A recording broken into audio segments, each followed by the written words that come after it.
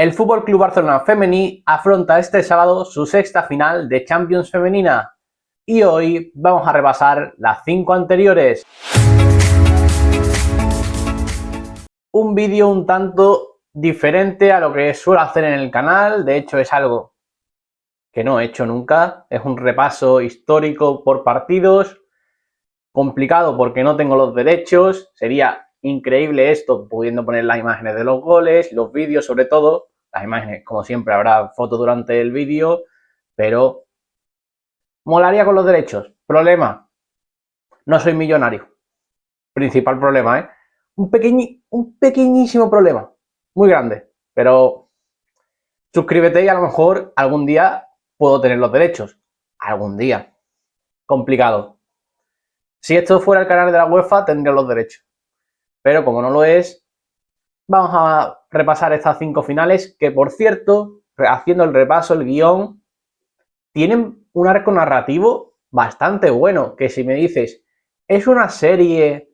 que han ido construyendo los personajes, los eventos, daría el pego perfectamente porque tiene un desarrollo de personaje este Barça en las finales de la Champions que ahora vamos a repasar, empezando por la primera. El resultado más abultado, pero no diría la más dura. Yo creo que ya todos sabéis cuál creo que es la más dura. 18 de mayo de 2018, el Barça llega a su primera final de Champions femenina enfrente el Olympique de Lyon, que hace valer su superioridad.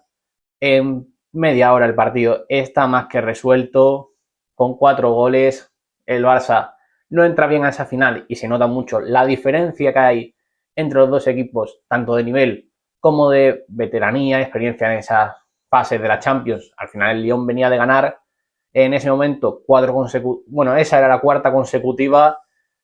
Yo creo que hizo valer su experiencia, pero donde ya el Barça empezó a mostrar parte de su honra, de su capacidad para levantarse, puede marcar ese gol con Oshoala para poner el 4-1, un gol de la honra, pero que oye, no te vas de tu primera final de Champions sin marcar. Y también otra de las imágenes más icónicas, porque si el Barça también ha dejado cosas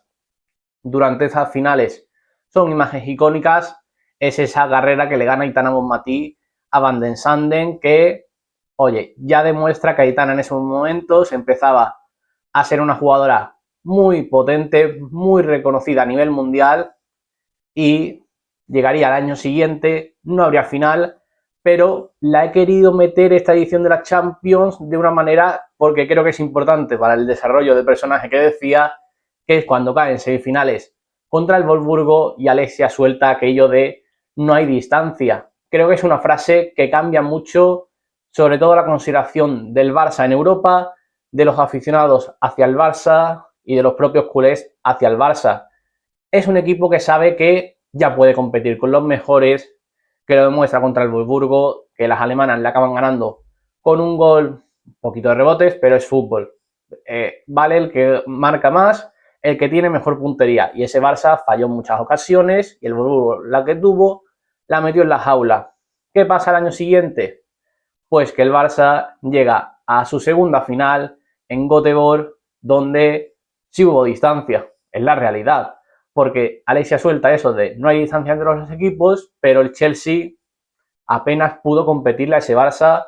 un Barça que ganó 4-0 y que en 36 minutos ya estaba decidida la final con una exhibición que para mí personalmente es uno de los mejores partidos que recuerdo que yo haya visto. La final de la Eurocopa de España masculina contra Italia y esto son 2 exhibiciones de decir, vale, el rival no puede robarles el balón, meten 2 velocidades más y el Chelsea nunca llega a la presión, donde encima los goles se reparten muy bien entre varias jugadoras que habían sido importantes en esa Champions. Con esa final se pone fin a la etapa de Lluís Cortés, un momento en el que había ciertas dudas, ¿qué pasará ahora? Porque esta etapa arrolladora del Barça había llegado con Lluís Cortés, pero llega Jonathan Giraldez, ya estaba en el cuerpo técnico, como ha ido repitiendo el Barça en estos años, en la misma fórmula, pero el año siguiente con Jonathan Giraldez vuelven a llegar a la final de la Champions, segunda vez consecutiva, la primera vez que encadenan 2 finales y ya no iban a parar hasta hoy. Es otra vez con el Lyon, esta vez en Turín, y es un partido donde el Lyon vuelve a demostrar por qué es el equipo que ha ganado más Champions femeninas en la historia y que va a seguir teniendo más Champions femeninas en la historia hasta que alguien le supere o hasta que Michel Can diga, bueno, ahora en vez de Olympique de Lyon o el Lyonés, os va a llamar Michel Can Lyonés. Entonces ya no serán el Olympique de Lyon. Este cambio más o menos se le puede tolerar porque mantiene algo el nombre. No me gusta. Tenéis un reel en el canal donde creo que se queda claro mi opinión. Pero siguen siendo el Olympique de Lyon y siguen siendo el club que más Champions tiene, y en esa final de Turín lo hicieron demostrar. En el minuto 33 ya perdía 0-3 el Barça, un club blaugrana que estaba croquis. Otra vez llegaban esos golpes y el Barça no conseguía levantarse de la lona, no tenía ese desarrollo, ese momento de que, vale, es esa serie donde el personaje principal tiene al villano enfrente, pero es demasiado pronto. Hay que alargar un poco la serie y el Barça no era el momento para que él posiblemente le ganara al Lyon, porque no llegaba bien a esa final a nivel físico sobre todo. Porque, vale, sí, a nivel mental el Lyon le gana la partida otra vez, pero a nivel físico el Barça llega muy tocado, varias jugadoras saliendo de lesiones, por lo cual no están al 100% en su estado físico, y además produce el final de una etapa como la de Jenny Hermoso, que ya había dejado ciertas dudas sobre su capacidad para mantener esos ritmos altos que exigía el Lyon y que exigía la fase final de la Champions. Una futbolista que se ha sabido adaptar ahora en esta recta final, pero que a lo mejor para el fútbol de máxima élite no estaba. Y el Barça, después de ella, llegaría en 2 finales de Champions femeninas más consecutivas, ahora hablaremos. Y también de esa final hay que hablar, un momento doloroso para los culés y que seguro que siguen recordando, como es aquel larguero de Patrick Harrow desde el centro del campo. ¿Qué hubiera pasado si hubiera entrado? No lo sabemos, pero es una estampa que en el imaginario negativo de los culés va a estar, porque es un momento en el que ibas 3-1, tenías todavía tiempo para remontar, pero obviamente le dio al palo. Esa suerte que el Lyon, como grande de Europa, tienes que tener para esa suerte de campeón que se dice, pues obviamente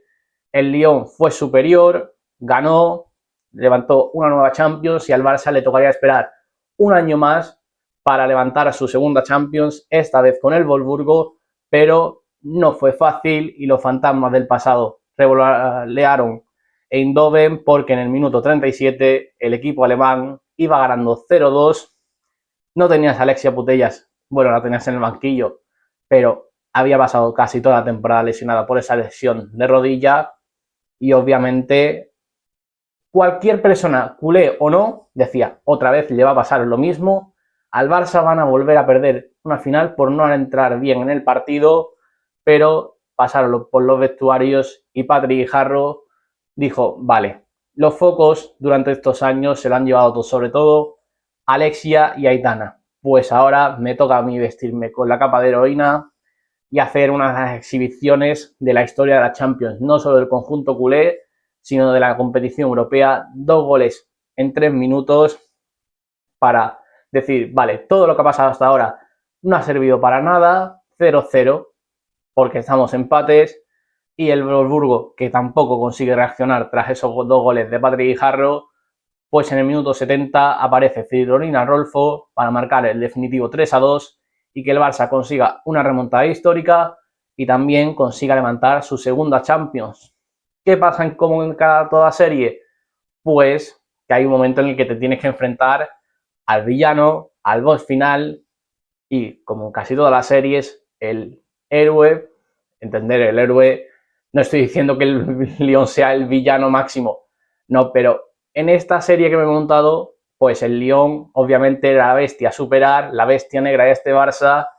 y las culés con Jonathan Giraldez en el banquillo demostraron que a la tercera va la vencida, y hicieron una final muy seria donde no querían repetir esos puntos donde habían fallado en las otras 2 finales contra las francesas. Se mostraron muy serias atrás, evitando todos esos fallos de concentración. Muy buena final de Paredes y de Engen. La Noruega demostró que había conseguido tener un momento de esplendor en el Barça después de muchas dudas, sobre todo jugando de pivote, cuando dio el paso atrás al central para sustituir a Mobilón, que estaba lesionada, dio un gran nivel y además arriba fueron acertadas las que tuvieron, sobre todo las más claras, las metieron